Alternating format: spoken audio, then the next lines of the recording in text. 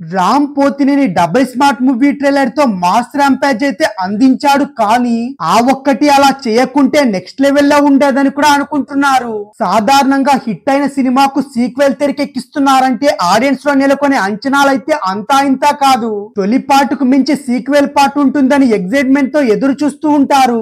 కాగా ఇప్పుడు అలాంటి అంచనాలతో రూపొందుతున్న సినిమానే డబుల్ స్మార్ట్. 5 ఏళ్ల కిందట బాక్స్ ఆఫీస్ దగ్గర అయితే ఇస్మార్ట్ శంకర్ క్రియేట్ చేసిన రికార్డులు అయితే ఇన్ని కావు. ఇప్పటికీ టాలీవుడ్ లో టాప్ 10 మోస్ట్ ప్రాపబుల్ మూవీస్ లో ఇస్మార్ట్ శంకర్ కూడా ఒకటి. అప్పటి వరకు లవర్ బాయ్ రోల్స్ లో అదరగొట్టిన రామ్ పోతినేని తొలిసారి మాస్ క్యారెక్టర్ లో ఇరగదీశాడు. ఈ సినిమాతో రామ్ కు అయితే మాస్ ఆడియన్స్ లో అయితే విపరీతమైన క్రేజ్ ఏర్పడింది. అంతేకాదు ఈ సినిమా తర్వాత రామ్ కథల ఎంపికలో కూడా చాలా చేంజెస్ వచ్చాయి. అదే క్రేజ్ తో డబుల్ స్మార్ట్ సినిమాను స్టార్ట్ చేశాడు.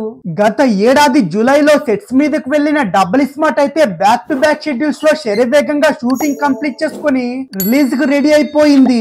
ఆగస్టు 15 రిలీజ్ అవుతున్న ఈ సినిమాపై ఆడియన్స్ లో ఉన్న ఎక్స్పెక్టేషన్స్ అయితే ఇన్ని కావు. ఇప్పటికే రిలీజ్ అయిన టీజర్ అయితే మామూలు సెన్సేషన్ అయితే క్రియేట్ చేయలేదు. ఇక ఇప్పుడు తాజాగా ఈ సినిమా ట్రైలర్ కూడా రిలీజ్ చేశారు. ట్రైలర్ తో సినిమాపై కాస్త క్లారిటీ ఇచ్చే ప్రయత్నం చేశారు.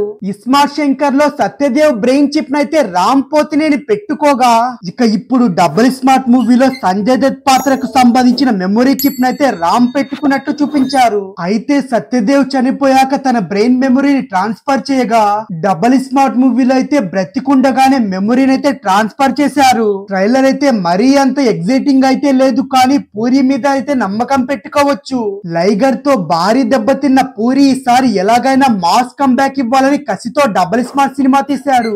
అందుకు తగ్గట్టుగానే సంజయ్ దత్ వంటి బాలీవుడ్ స్టార్ ను కూడా రంగంలో దింపడంతో డబుల్ స్మార్ట్ సినిమాపై అయితే ఆడియన్స్ లో ఒక్కసారిగా అంచనాలు అయితే ఎగబాకాయి. నిజానికి ఈ సినిమాను ఏప్రిల్ ముందే రిలీజ్ చేయాలని కూడా మూవీ మేకర్లు ప్లాన్ చేసినా కుదరలేదు.